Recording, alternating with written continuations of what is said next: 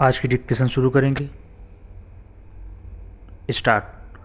शिरोमणि अकाली दल के प्रमुख सुखबीर सिंह बादल के प्रधानमंत्री नरेंद्र मोदी से मुलाकात करने के बाद महिला आरक्षण से जुड़े परिसीमन विधेयक का समर्थन करने की घोषणा एक ओर जहां यह बताती है कि दोनों पुराने सहयोगी दल करीब आ रहे हैं, वहीं यह भी कि मोदी सरकार उक्त विधेयक को शीघ्र ही पारित कराने को लेकर गंभीर है।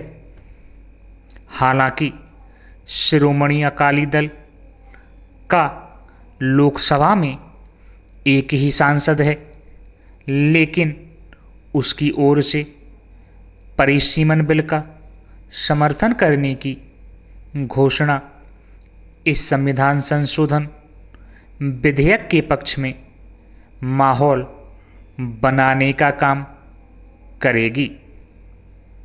यह उल्लेखनीय है कि जब संसद के बजट सत्र में इस विधेयक को लाया गया था, तब शिरोमणि अकाली दल ने उसका विरोध किया था। जैसे इस दल ने अपना रवैया बदला, वैसे ही कुछ अन्य दल भी बदल सकते हैं। इसके संकेत भी मिल रहे हैं।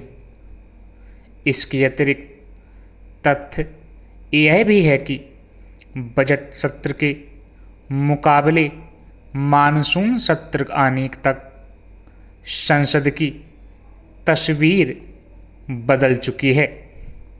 तृणमूल कांग्रेस में टूट हो चुकी है और उसके 20 लोकसभा सदस्य एक नए दल का हिस्सा बनकर भाजपा के नेतृत्व वाले राजग का हिस्सा बन चुके हैं।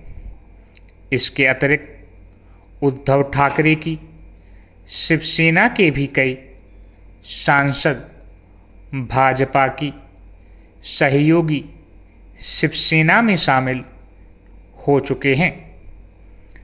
आश्चर्य नहीं कि कांग्रेस से छिटक चुकी द्रमुक भी अपना रवैया बदल ले और शरद पवार की राष्ट्रवादी कांग्रेस पार्टी भी। इससे सरकार का काम आसान हो सकता है।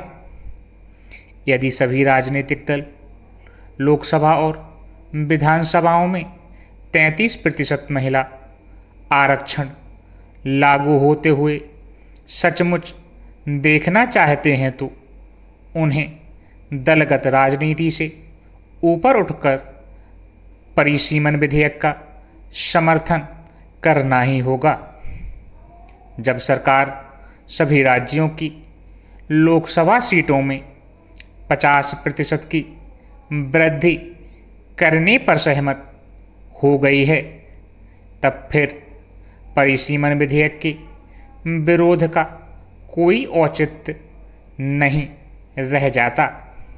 यदि परिसीमन विधेयक पारित नहीं होता तो महिला आरक्षण को 2029 तक लागू करने का संसद का वादा पूरा नहीं होगा। यदि ऐसा नहीं होता तो आधी आबादी के सवालों का सामना सत्ता पक्ष के साथ विपक्ष को भी करना होगा।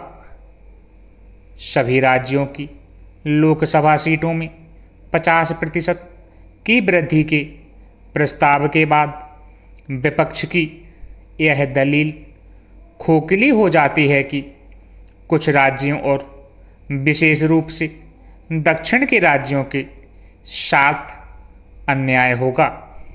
विपक्ष को समझना होगा कि आबादी कम करने में सफल रहे राज्यों को राजनीतिक नुकसान तो तब होगा जब परिसीमन नई जनगणना के बाद लागू होगा। वर्तमान परिस्थितियों में यही उचित है कि परिसीमन विधेयक को संसद से पारित कर महिला आरक्षण को लागू करने का रास्ता साफ किया जाए।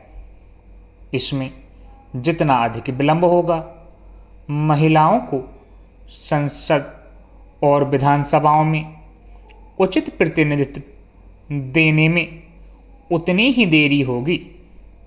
धन्यवाद।